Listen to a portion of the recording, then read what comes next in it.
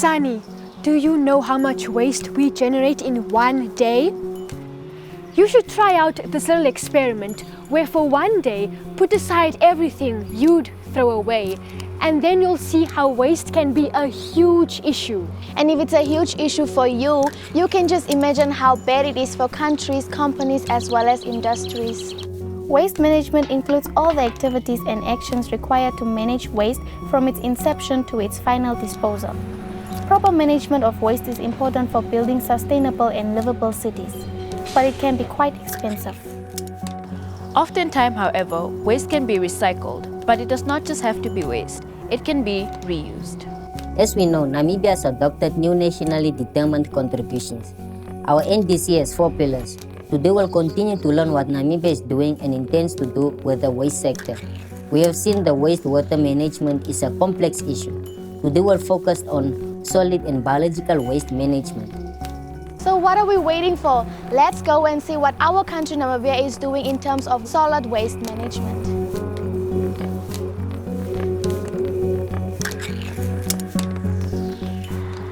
Solid waste management is a division within the city that manages our solid waste. Particularly now here where we are standing today, we are looking at the household waste removal system. As you can see, all the houses in Windhoek are connected to the city's services. We provide them with a green wheelie bin, as you can see. And then these wheelie bins are removed once weekly. The compactor trucks. This truck is actually designed to compact the waste so that it can take a lot of waste or a lot of tonnages. And it works with hydraulics systems and so forth.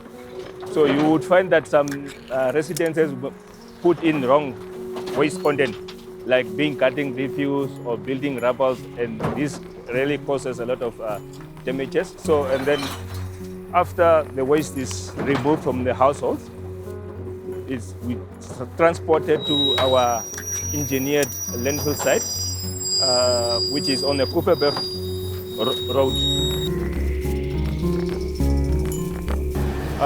And then it's offloaded here at the landfill site at the general waste cell.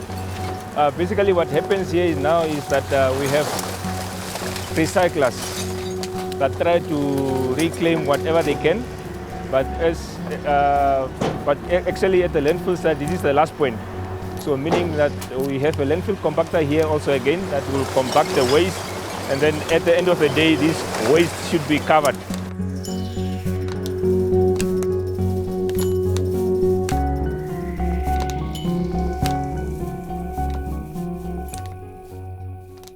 So at the moment, while in the process of putting new mechanism in place as per the Environmental Management Act, the council does on a daily basis collect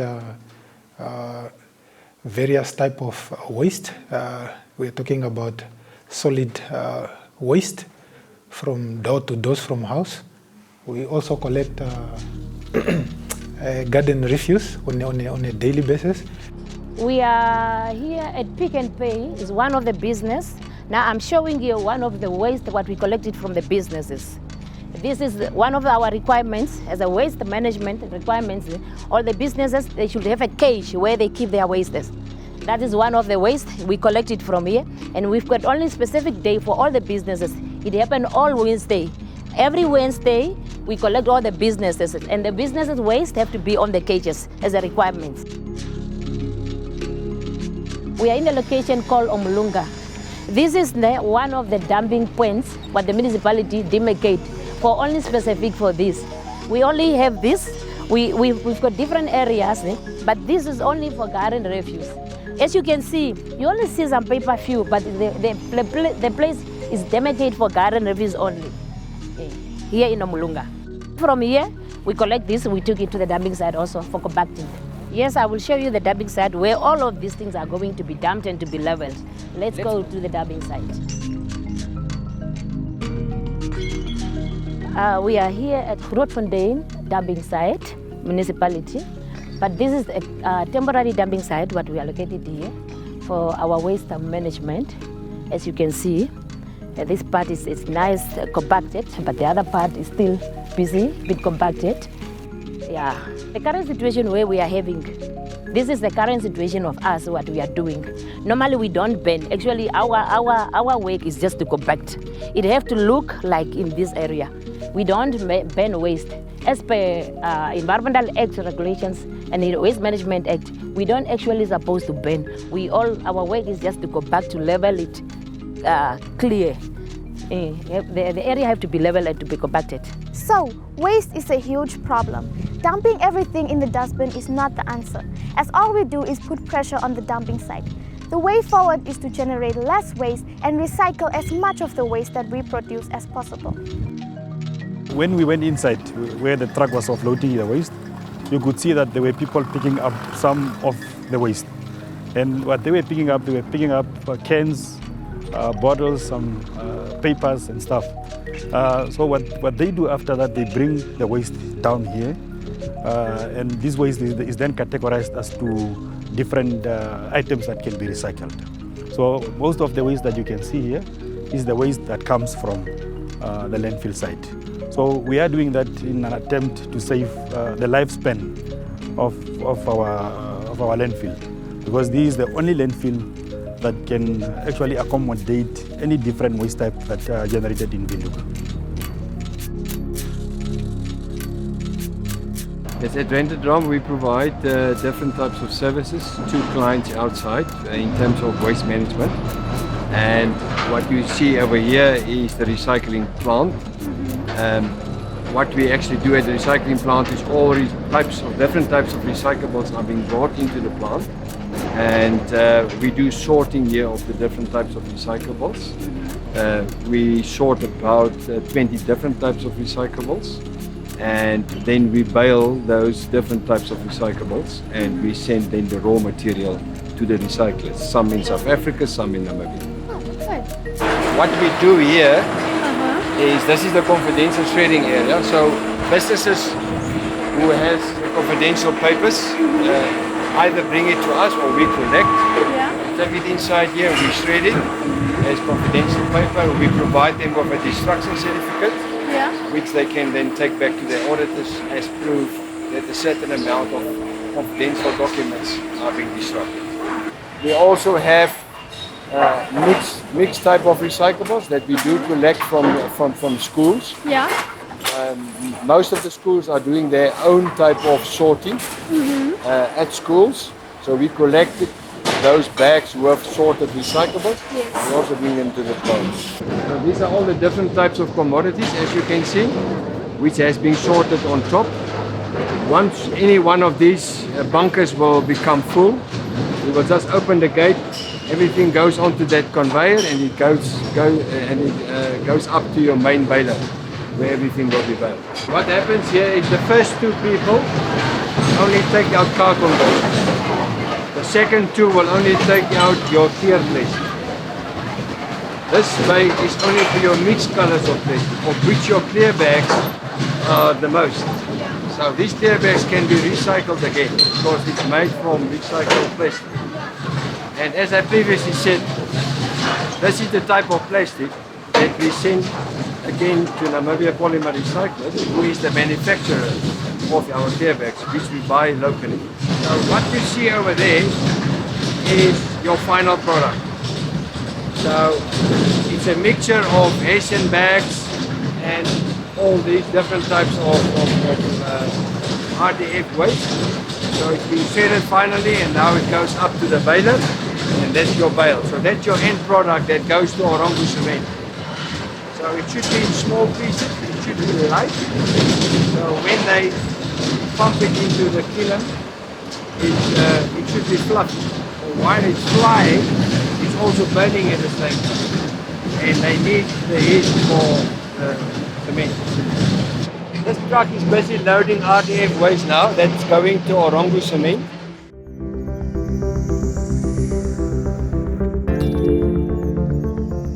So everything is recycled, reused? Everything is recycled, reused, used as fuel.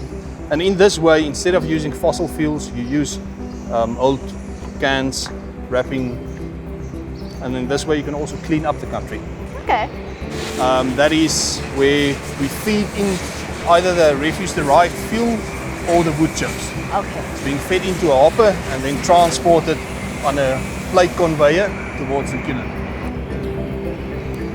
So here you can also see it looks brown, it looks very dusty, but that's the dust coming from the wood chips. But this is the refuse-derived fuel. Oh. Oh. Open it up. Now it looks like newspaper and plastic. Yes, Polana pasta packaging. This is quite interesting.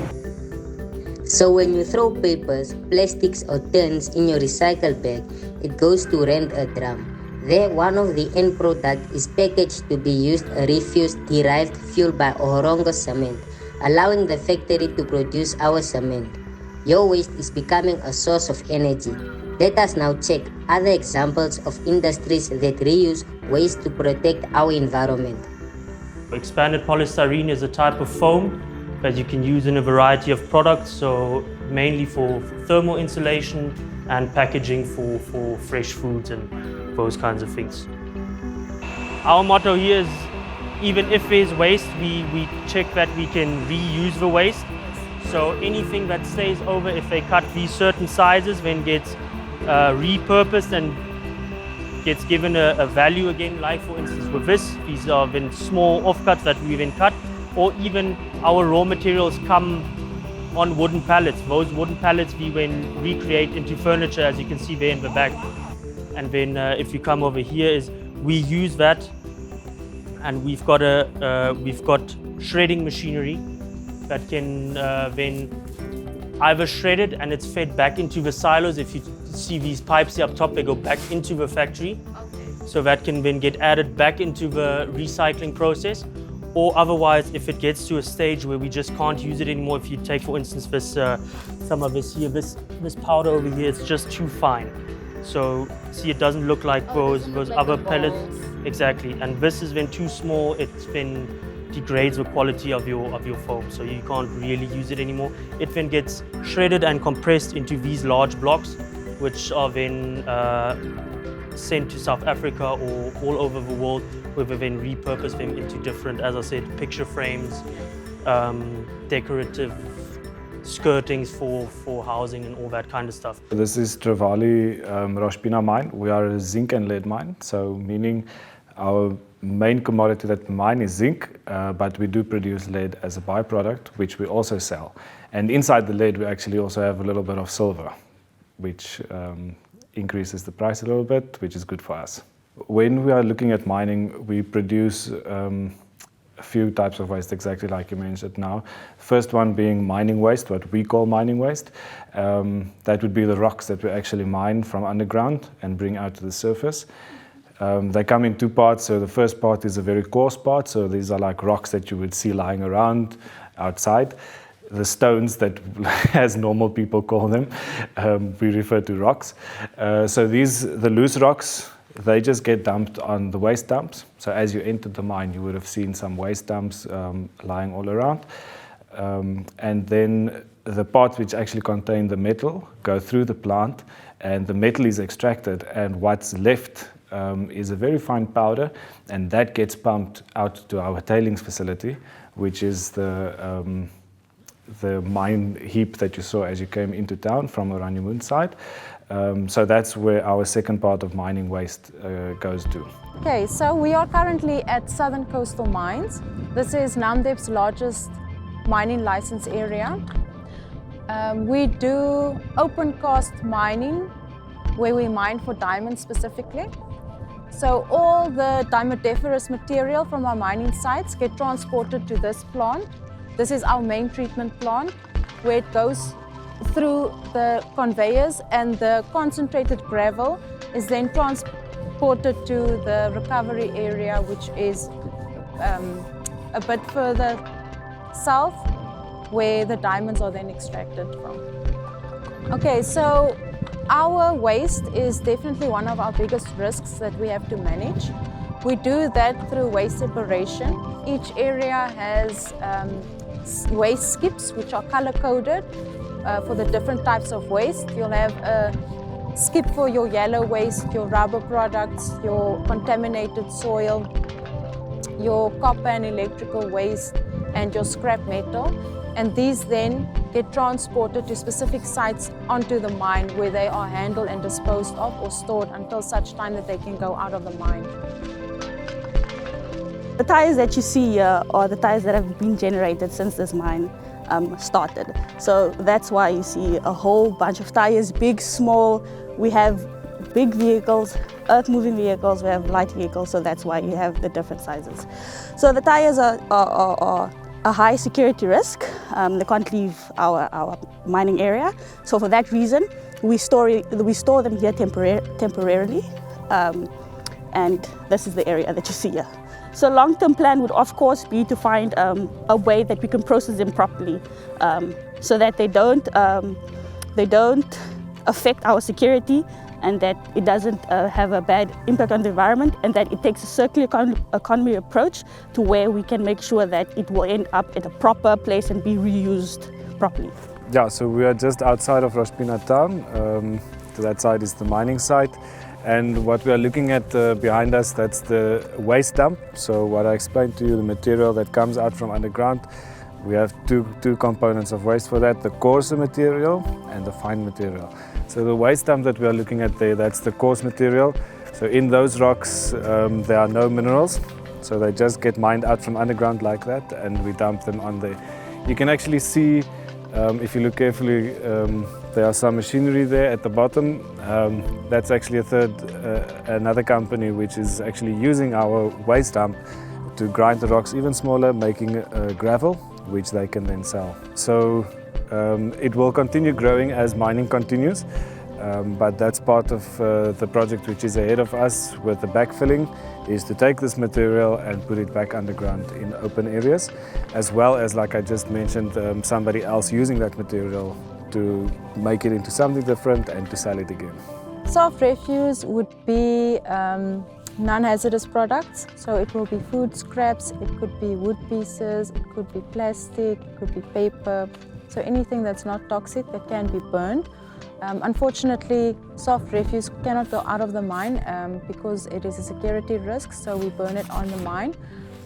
When enough refuse is burned, we usually cover up that area and start at a new area where the refuse gets burned. Just at the foot of the tailings site, tailings dam.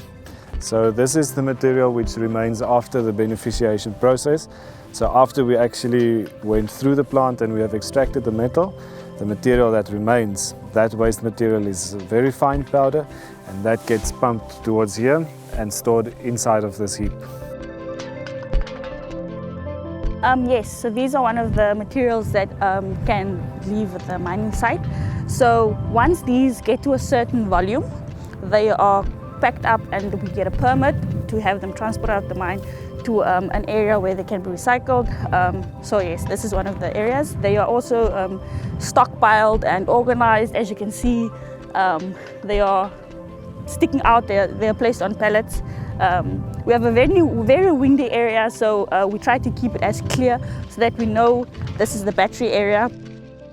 Environmental management is very important for Namdeb because we operate within the Spergebied National Park.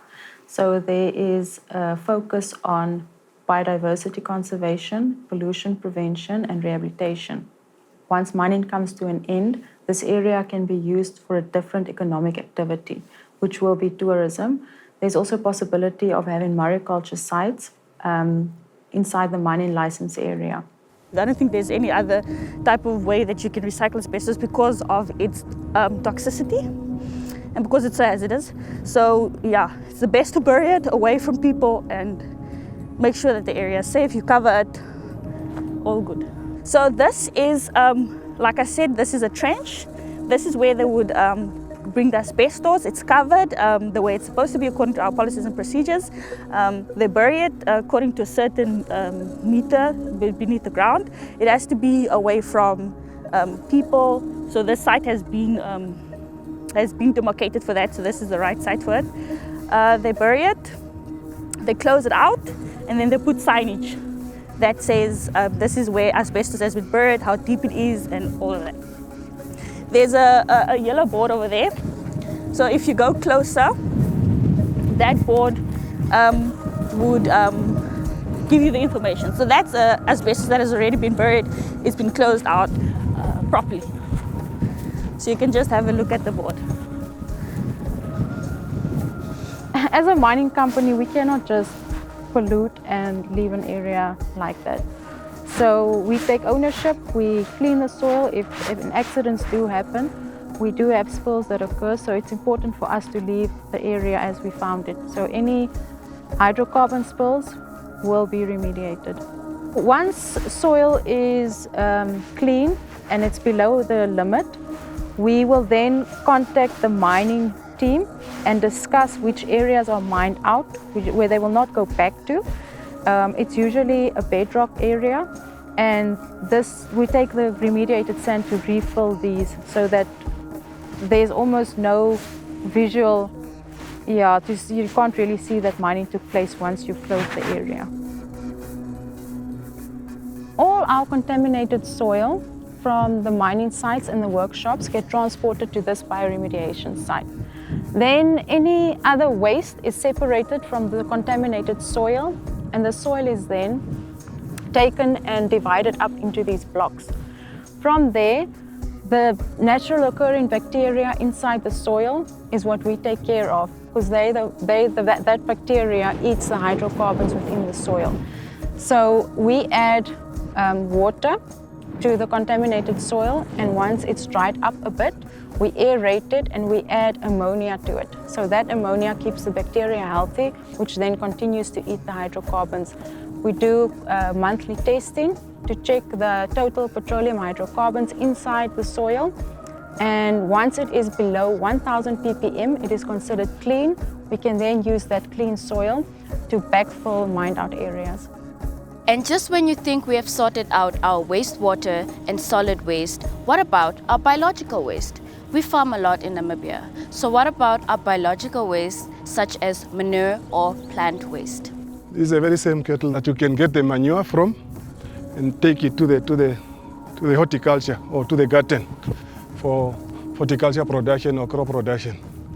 So these are the manure that we are talking about. We get manure from our krolls there at the cattle post in the same farm, in the same institution. So manure produce different nutrients to the plants, like nitrogen, phosphorus, NPK, calcium, just to mention a few that are needed by plants to grow well. And apart from the nutrients to the plants, they also fluctuate the soil. You can see our soil is a bit clayish. It can easily get compacted, but once you put manure in, then it can help a bit to loosen the soil. So from the cattle side, so if you leave manure in a kraal for long, and especially when it's raining, this becomes too muddy, and it becomes too difficult for even you, the operator, and even cattle to come inside. So this manure, as my colleagues already alluded to it, once you take it and put it in a crop production, it recycles again. So it gives nutrients to the plant. And then this plant, again, they come back and be fed to cattle.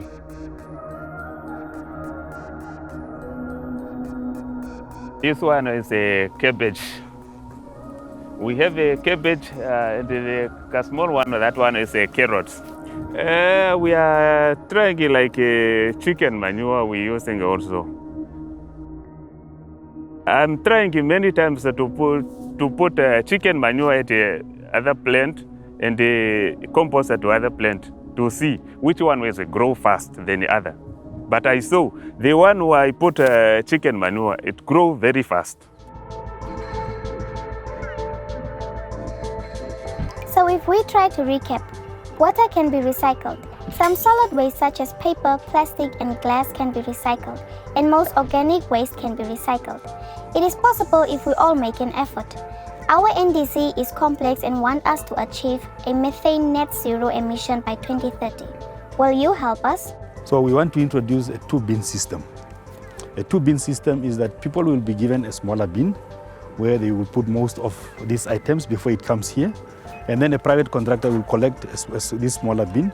And the big bin with most of your general waste, like your food waste and stuff, will be now dumped to where we are coming from, the landfill. But then there is the items that can be recycled will then be brought here and then be sent out to the outside markets. Now and then, we always have a clean campaign. And part of the cleanup campaign is to create awareness and educate our residents, on all our stakeholders, on why is it necessary to have a clean Grootfontein. So it wouldn't be environmentally friendly to burn them. So that's actually what we need to look into. We need to look into various different types of ways that we can recycle the tires. So the idea is to not have a cradle-to-grave process, but rather cradle-to-cradle, where we, once it's produced, it can go through its life cycle and go back into production so that it can be recycled and used for something else. So as the vision of the city in terms of waste management, we want to create awareness. People really, they need to take responsibility of the waste that they generate. And that's also part of our policy document that we have drafted, that you take the responsibility of what you have generated. And then also to indicate if there are big projects from government side, they can also try and pressure people or contractors of these big projects to work out the CO2 footprint, carbon footprint of that company. Once again, Namibia has set itself very ambitious targets under its nationally determined contributions. It wants to reach a methane net zero emissions by 2050, having already achieved 75% of our target by 2030. The transformation of municipal solid waste to compost and electricity is by far the most significant mitigation potential under the waste sector. Although mitigation potential from waste sources is, by comparison, limited, the potential to expand is high. And this is what Namibia intends to do. It wants to transform 70% of municipal solid waste into compost and electricity. And it wants to increase recycling of plastics and e-waste by 65%, Vision 2030.